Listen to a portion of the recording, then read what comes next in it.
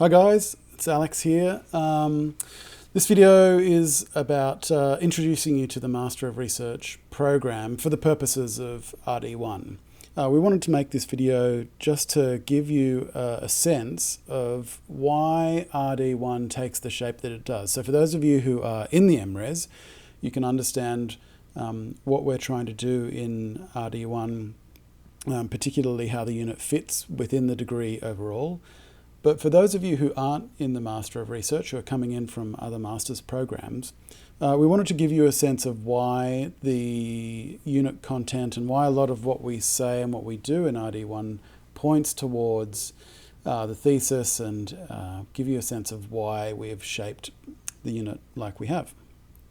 So I guess generally thinking about the purpose of the degree, as we've mentioned in other videos, the degree really is a training ground for you as a researcher. And the Master of Research was developed by Western Sydney University to replace the honours program and give students a 2-year opportunity to do both coursework, which helped them to develop disciplinary specific research skills, as well as to develop general researcher capabilities, and then to have a year doing pure research, a year of no classes, a year of just diving really deeply into your field of research and executing a research project for which you'd spent the first year, the coursework year, developing the program.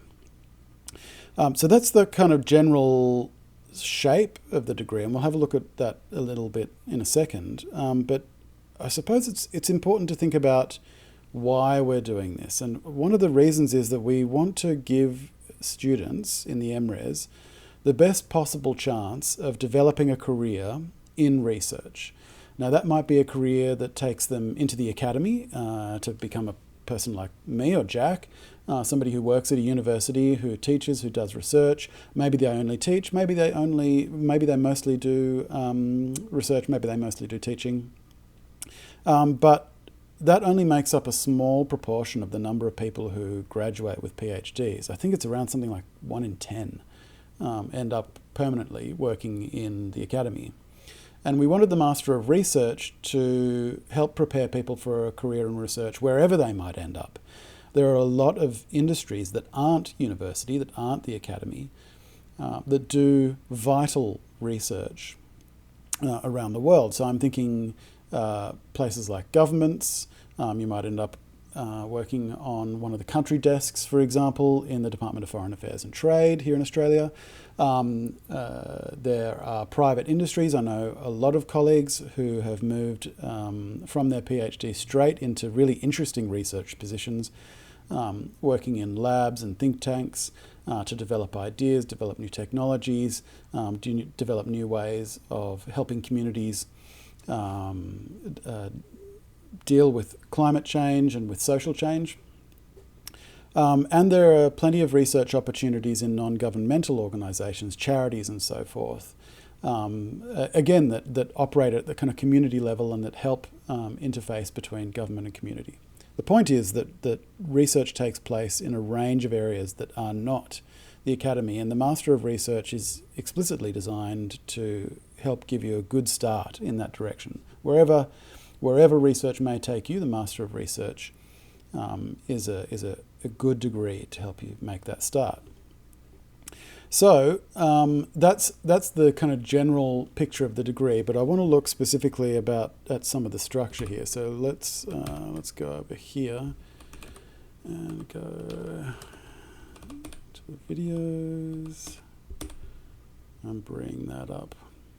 And in fact, let's kill my face and kill that, and then just do a bit of show full screen. There we go.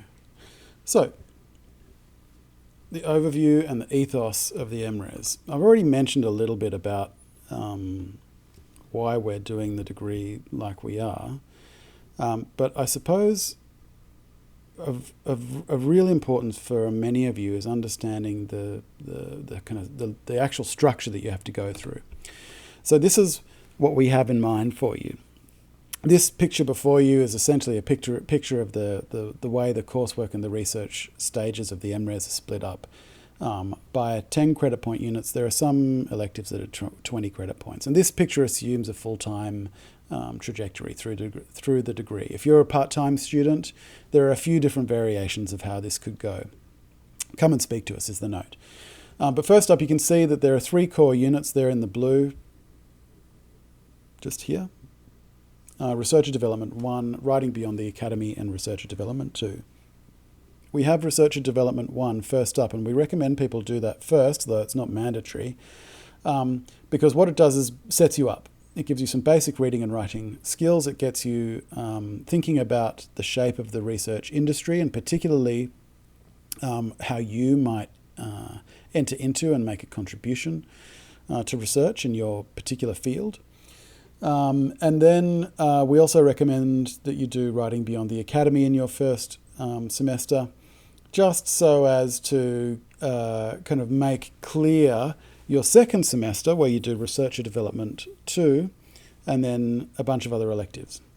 And you can see that in your first semester you have 20 credit points of space here to do elective units, and then 30 credit points in your second semester. After you've finished your coursework stage, you move on to the research stage and have the duty of completing a 20 to 25,000 word thesis. It sounds like a lot, but believe me, by the time you get to the end, it won't feel like a lot.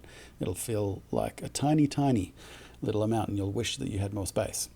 Now, that entry from coursework into research stage is mediated in Researcher Development 2. At the end of that unit, you have to do a bit of a kind of capstone assessment, which is your formal proposal, which you formally propose to your school or your research institute, the project that you want to do. Your supervisor and colleagues from that school or institute mark that work, give you some feedback, and then if you achieve an overall mark of 65 or more, you're passed through into the research stage. And there are some options if you don't reach that mark in terms of being able to go through to the research stage as well. But we deal with those on a one-on-one basis so that we can make sure that you can get the support you need. It's also worth saying here that within the elective space that you have in the coursework stage, there's the Graduate School Unit Internship and Community Engagement, coordinated by Dr. Anna Daneshkina. That is a terrific opportunity for you to get real-world research experience for credit. It's something that you should put, if you do it, you can put it on your CV and really help you understand how research can be done in the world. You can do it either within the university or, like, our strong recommendation to you is find a group outside the university who you could work with on a short internship and get some real world, preferably non-academic research experience. It helps you develop connections, make networks. It's great on the CV, and lots of the students we talk to say that it's a lot of fun. So in addition to that, then you have these 50 credit points of electives to make up, where you can develop and hone your disciplinary research skills. And that it's the electives that really are the space for you to concentrate on your disciplinary skills. The core units are much more about your general skills as a researcher, your ability to communicate with other people, and your ability to propose and justify research to non-specialists. Most of the time when we propose research, that is when we're applying for research funding, when we're putting forward tenders for research projects and so on, we're pitching our research to people who aren't from our field of research specifically. Most panels that judge research applications are drawn from a variety of fields. So it's really important to be able to know how to speak to people who aren't within your field of research, how to write for people who aren't within your field of research, but particularly how to propose and justify and make a compelling argument for a research project, to be able to explain the value of the research that you're trying to do. So, assuming then you go through the coursework stage, you end up in the research stage, time to sink deeply into a single project for which you must make a thesis that constitutes the kind of following things, like a contribution to knowledge. It's sufficiently comprehensive in terms of its study of the research topic area. That is, it's a kind of a good quality professional review of literature, as well as the contribution to knowledge. It has an appropriate selection of methods for the kinds of claims and arguments that you're making, and a suitable discussion of the findings that you make. And interestingly, it has to be a professionally presented document. And that's what that last point in particular is one of the things that will help you with in the core units, is understanding how to professionally present your work. Along the way through the research stage, you've got a couple of milestones that you can hit with your supervisor. They're kind of just check-in points to see that everything's going okay. Can anyone offer any further support, and so on. But also, once you enter the research stage, you become what's known as a high degree research candidate, an HDR candidate. And that makes you eligible for a whole bunch of other research training opportunities and a little bit of funding that can support you in your research project too. All right, so that's the general structure here. I want to quickly go over the core units and give you a sense of what they are. Obviously, you guys are all in RD1, so this is going to be really familiar to you. I hope you've read the learning guide. I hope you've read the weekly work plan by now. But if you haven't, as soon as you finish this video, go and do so. Because RD1 is essentially the unit in which we start developing reading and writing skills and your understanding of the business of research.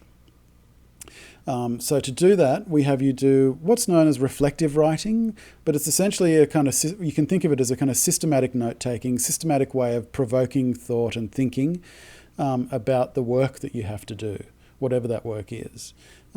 As a researcher, as we'll say to you a lot of times, as a researcher, you're a professional writer, and so you need strategies with which you can make sure you can produce enough text, enough ideas to write about. One of the other things that we'll also do is really pro up your referencing, but also your document presentation. And the first opportunity for us doing that is the annotated bibliography, which is due in week 2. The detailed instructions for those on views, but it's a great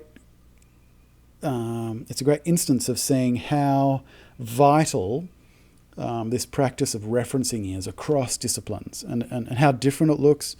But also how you can use references strategically as a researcher to help do some of the argumentation and do some of the conceptual and cognitive work for your reader. And finally, the project development report is the third assessment. That's marked by your supervisor. And you can kind of think of it as a draft proposal, but the idea is a kind of check-in with your supervisor to say, here's what I'm thinking about the project that I want to do for my MRes thesis. These are the methods. This is where I think I can make a contribution. Now, for those of you who aren't in the MRes and who are in other master's degrees, the directors of academic program for your degree have agreed with me that either they will mark the project development report for you, or they will find you a supervisor to work with.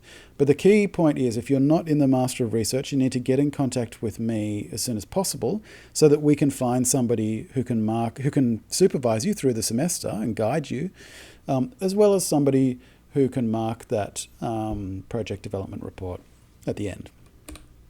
All right. What's going on here? Weird. Okay, so writing beyond the academy. This is a unit where essentially what we're doing is training you to become an effective writer for non-academic settings. And the way we do this is by simulating writing for the magazine, The Conversation. What we're trying to help you do is communicate complex ideas in a simple but not simplistic way with a non-specialist audience. We do that by getting you to read a lot of articles in The Conversation, teach you some strategies in terms of making complex ideas into simple messages. And we get one of the senior editors of The Conversation to come and give you a masterclass on how to write for a public audience. The idea is that we want you to be able to speak to people outside of your specific field of research. And this is great practice for it. Okay, and then RD2. Gee, I'm not sure why these slides are appearing like that. That's really strange. RD2 is the capstone unit in the Master of Research sequence. As I mentioned before, we've got the final assessment, which is your formal thesis proposal. It's 3,000 words. It's accompanied by a 10-minute presentation to your supervisor and a couple of colleagues within your school or institute. But also within RD2, what we do is spend the first few assessments basically building a plan for the semester and drafting segments of your thesis proposal with you. So we help you to think about how to write abstracts, how to write what are known as impact statements. And we also, in the middle of the unit, focus on the value, the importance, the kind of moral responsibilities of researchers. There we look at codes of research conduct. We look at how to apply for ethics approval. And we look at some cases of where things have not gone so well in terms of ethics. All right. That brings me, of course, to the ethos of the MRes. And what we should set out here are basically our expectations of you as students. And that is that we want you to work hard. We, of course, want you to work really hard. And a lot of this will feel like it's very difficult for you. But through that, you always have our support. And that difficulty, you should think of that difficulty as kind of like working out. Like, you kind of have to lift heavy weights or kind of run fast or run a long way to kind of get any physical benefit. It's the same intellectually. You need to work hard. You need to struggle a little bit with the work for you to kind of grow and learn. We also want you to be colleagues to each other. That is to be kind and gentle and caring with each other. It is difficult, and when you have colleagues that care about you, it's much, much easier. As researchers, we are charged with this duty of finding out stuff about the world, and it's worth being mindful of that, being conscious of that, been thinking about that. One of my duties now as a researcher, and you should think of yourself as a researcher from this point on, is to help illuminate knowledge about the world, the universe around us. And finally, as citizens, we feel like being a researcher is part of the program of protecting societies against the forces that threaten democracy, particularly forces that seek to use untruth or twist truth for the purposes of gaining power. We see research as a vital mechanism in a free, open, and democratic society. And that means, of course, that we need to act all the time with both a professional and a personal sense of dignity and a sense of our moral obligations and our purpose. Like, why are we doing this? And that's one of the reasons that we get you in Researcher Development 1 to think about, to reflect on your purpose in research. Why are we doing this? Why am I here wanting to make a contribution to knowledge? Now, this means that you need to take seriously your role of what Chris Goldie, when she was working at Carnegie Mellon, referred to as your role as a steward, somebody who's responsible for taking care of a field of research, somebody who's responsible for cultivating knowledge. We'll go into more of that, in another video and in week 0.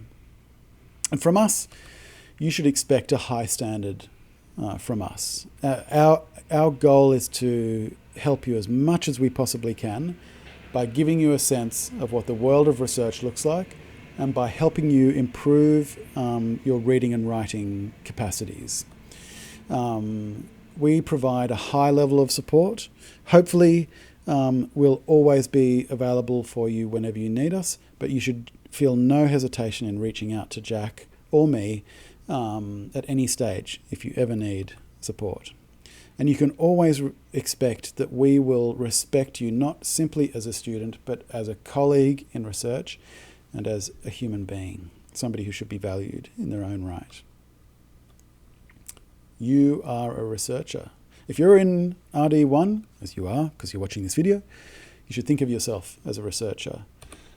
But also we need to remember that we are professionals and that you are a writer. As a researcher, everything that you do is in the direction of producing text. You need to write for your research to matter. And we're all colleagues. So, friends, I'll put myself back on the screen now. One of the things that we need to do here is remember that the purpose of RD1 here in the Master of Research is to start the preparation towards the writing of a thesis, to develop writing capacities, and to begin to develop a project idea as well. I hope that has been helpful for you. I hope that this overview of the degree helps you to understand where RD1 sits. And obviously we'll see you in the next video. See you in class. Have a great time, everyone. See ya.